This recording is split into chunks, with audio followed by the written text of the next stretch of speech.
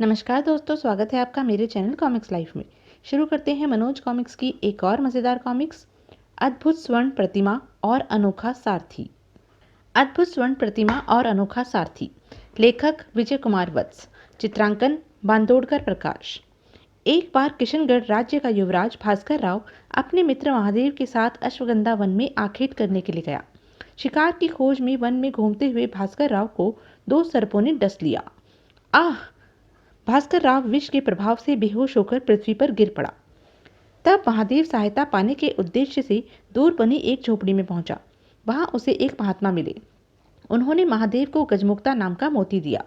बेटा, इस मोती को अपने मुंह में रखने के पश्चात तुम मनचाहे व्यक्ति का रूप बदल सकते हो। बूढ़े महात्मा से गजमुक्ता मोती लेकर महादेव बेहोश पड़े भास्कर राव की ओर चल पड़ा। तभी उसके दिमाग में एक कुविचार आया। बेहोश युवराज को कुएं में फेंककर यदि मैं गजमुक्ता मोती के जरिए भास्कर राव का रूप बदल लूं तो एक दिन मैं किशनगढ़ का राजा बन सकता हूं। यह सोच महादेव ने बेहोश युवराज भास्कर राव को कुएं में फेंक दिया और स्वयं उसका रूप बदलकर किशनगढ़ चला गया। अब महादेव युवराज भास्कर राव बनकर राजमहल में रहने लगा। एक दिन उसने चाल चलकर राजा माधव राव व महारानी को जड़ी बूटी का जहरीला काढ़ा पिला दिया, जिसके परिणाम स्वरूप आह आह राजा माधव राव और महारानी सुनंदा अपना गला पकड़कर कराहते हुए पृथ्वी पर गिर पड़े। बहुत उपचार करने के बाद भी राजा माधव राव और महारानी सुनंदा अपनी पूर्व अवस्था में वापस नहीं लौटे। तब सर्वसम्मति से भास्कर राव बने हुए महादेव को किशनगढ़ का नया राजा बना दिया गया। महादेव की मनचाही अभिलाषा पूर्ण हो गई थी, इसलिए वह अत्यंत प्रसन्न था। इधर राजकुमार भास्कर राव का कुएं में पड़े पड़े सारा विष उतर गया था। जब उसे होश आया तो जगन्नाथ नाम के एक व्यक्ति ने उसे कुएं से बाहर निकाला और उसे अपने साथ मेधावन में ले आया। लेकिन भास्कर राव अपनी याददाश्त खो बैठा था, अतः जगन्नाथ ने उसका नाम ईश्वर रख दिया। इस तरह भास्कर राव ईश्वर नाम पाकर जगन्नाथ के परिवार के साथ मेघावन में ही रहने लगा था। एक दिन, आह! क्या हुआ पिताजी? स्वामी! कुछ ही देर में ईश्वर दौड़कर जगन्नाथ के पास पहुंचा। पिताजी, क्या बात है? आपकी तबीयत तो ठीक है? ईश्वर बेटे, लगता है अब मैं बचूंगा नहीं। मरने से पहले मैं तुम्हें एक बात बताना चाहता हूँ। तब जगन्नाथ ने अटकते अटकते उसे जो कुछ भी बताया उसे जानकर वह दंग रह गया। अभी जगन्नाथ अपनी बात पूरी भी न कर पाया था कि उसकी मृत्यु हो गई। दुखी हृदय से ईश्वर ने जगन्नाथ की चिता सजाई और जगन्नाथ के पुत्र किशोर ने चिता को अग्नि दिखाई। चिता ठंडी होने के पश्चात शोकमग्न ईश्वर किशोर और चंदा के साथ वापस गुफा में लौट आया।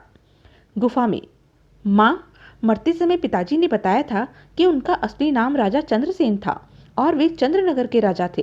वे अपनी बात पूरी नहीं कर पाए थे कि स्वर्ग सिधार गए। क्या आप पिताजी की अधूरी बात पूरी करके मुझे बताओगी? ईश्वर बेटे, अब तुम्हारी सिवा हमारा कौन सहारा है? मैं तुम्हें सारी बात सच सच बताऊंगी।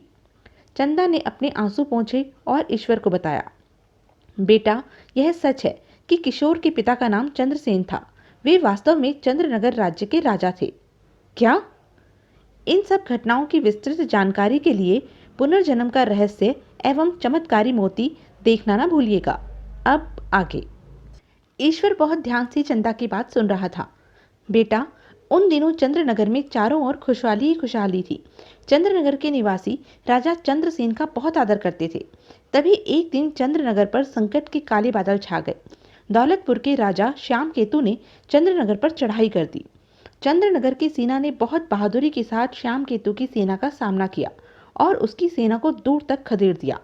तब क्रोध में भरकर राजा श्याम केतु ने अपने राज्य से अस्त्र शस्त्र से सुसज्जित और सेना को बुलवाया और दोबारा पूरे जोश के साथ चंद्रनगर पर धावा बोल दिया।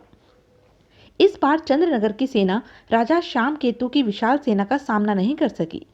तब हम चंद्रनगर के प्रधानमंत्री विशाल देव की सहायता से किसी प्रकार जान बचाकर चंद्रनगर से भाग निकले और हमने इस वन में आकर इस गुफा में आश्रय लिया। तब से हम यहीं पर छिपकर रह रहे हैं। ओह, आपकी कहानी तो बहुत ही दुख भरी है माँ। लेकिन मुझे एक बात बताओ, हारने के पश्चात राजा चंद्रसेन ने एक बार भी राजा श्याम केतु से अपना राज्य वापस लेने का प्रयत्न क्यों नहीं किया? वे अपना जीवन इस प्रकार छिपकर क्यों व्यतीत करते रहे हैं? बेटा, इसमें भी एक रहस्य है। राजा चंद्रसेन के पास काली माँ की एक स्वर्ण प्रतिमा थी। चंद्रनगर से भागते समय वह प्रतिमा राजमहल में ही रह गई थी। उस प्रतिमा के बिना राजा चंद्रसेन श्याम केतु से कैसे टक्कर ले सकते थे? ऐसा उस स्वर्ण प्रतिमा में क्या था जिसके बिना राजा चंद्रसेन श्याम केतु से बदला नहीं ले सकते थे?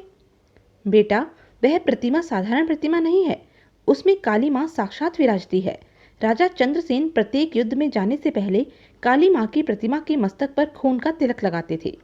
तब काली माँ स्वयं प्रकट होकर राजा चंद्रसेन को युद्ध में विजयी होने का आशीर्वाद देती थी। उनके आशीर्वाद से ही राजा चंद्रसेन प्रत्येक युद्ध में विजयी होते थे। अगर ऐसी बात है तो राजा श्याम केतु ने पहली बार हारने के पश्चात दूसरी बार युद्ध में राजा चंद्रसेन को क्यों परास्त कर दिया? यह सुनकर चंदा ने ठंडी सांस ली।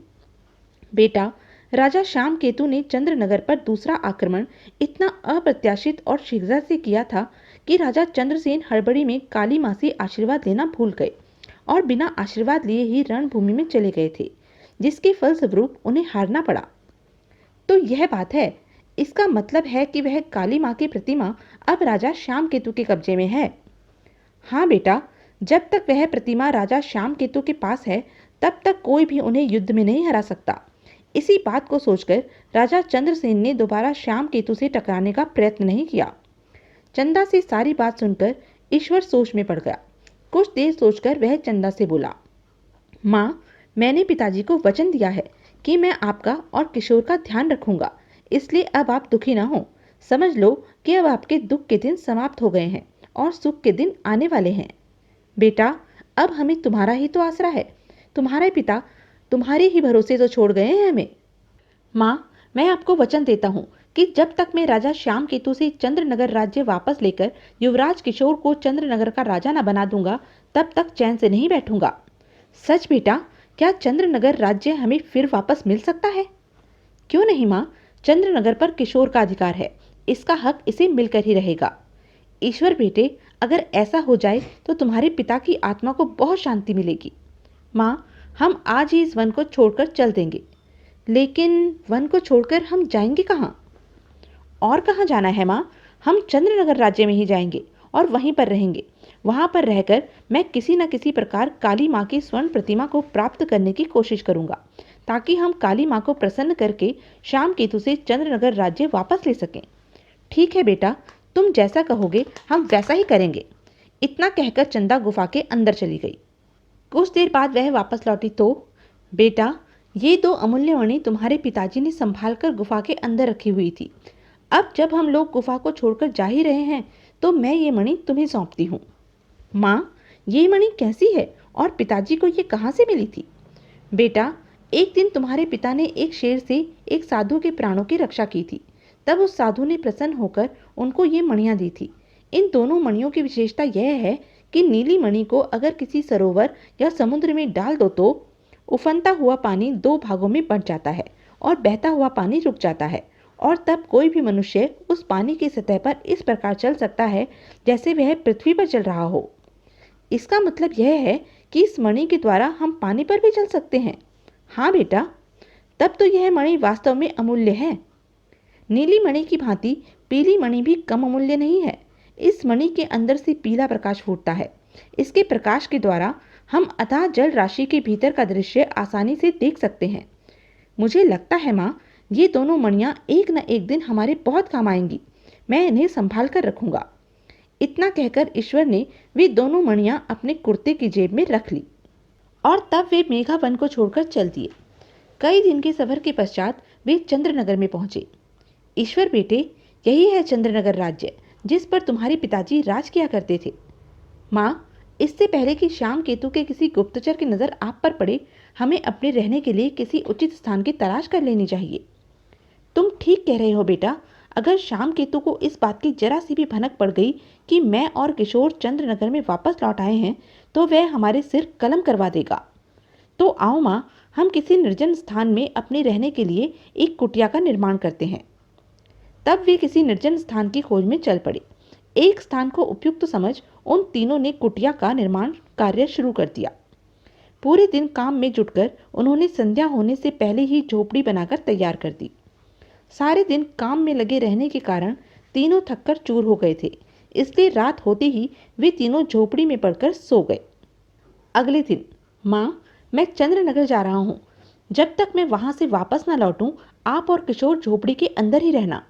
बेटा, तुम चंद्रनगर जा तो रहे हो, लेकिन अपना ध्यान रखना, कहीं क्रूर श्याम केतु के जाल में न फंस जाना। माँ, तुम फिक्र न करो, मैं शीघ्र ही वापस लौट आऊंगा। जाओ बेटे, भगवान तुम्हारी रक्षा करेंगे। ईश्वर ने चंदा के चरण स्पर्श किए और झोपड़ी से बाहर निकल गया। झोपड़ी से निकलकर मुझे राज दरबार में पहुंचकर श्याम केतु से मिलना चाहिए और जैसे भी हो सके उसकी सेना में नौकरी प्राप्त करनी चाहिए। यह सोचकर ईश्वर राज दरबार में जा पहुंचा। महाराज की जय हो, मुझ गरीब पर कृपा कीजिए महाराज।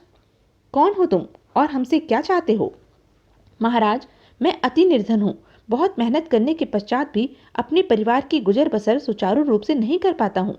अगर आपकी दया दृष्टि मुझ पर हो जाए तो मेरा जीवन सफल हो जाए। साफ साफ कहो, तुम्हें क्या चाहिए? महाराज, यदि आप मुझे अपनी सेना में नौकरी दे दें तो मेरा उद्धार हो जाए। तो तुम हमारी सेना में नौकरी करना चाहते हो? यह कह राजा श्याम केतु सोच में पड़ गया। कुछ देर सोचने के बाद, युवक, सेना में तो हम तुम्हें नौकरी नहीं दे सकते। हाँ, यदि चाहो तो हम तुम्हें अपने राज के रथ का सारथी नियुक्त कर सकते हैं। हमारे रथ के सारथी का स्थान खाली है। यह सुन महाराज, आपके रथ का सारथी बनकर मुझे बहुत प्रसन्नता होगी। तब ठीक है, आज से हम तुम्हें अपने रथ का सारथी नियुक्त करते हैं। ईश्वर ने प्रसन्नतापूर्वक राजा श्याम केतु का अभिवादन किया और दरबार से लौट आया। प्रसन्नता में डूबा हुआ वह वापस अपनी झोपड़ी में लौटा। क्या बात है ईश्वर बेटे, तुम बहुत प्रसन्न नजर आ रहे हो। माँ, बात ही प्रसन्न होने की है, कहकर ईश्वर ने चंदा को बताया कि राजा श्याम केतु ने उसे नौकरी पर रख लिया है। तो यह थी अब तक की कहानी। आगे की कहानी जानने के लिए बने रहें मेरे साथ। और हाँ, मेरे चैनल को लाइक, शेयर और सब्सक्राइब करना ना भूलें। धन्यवाद।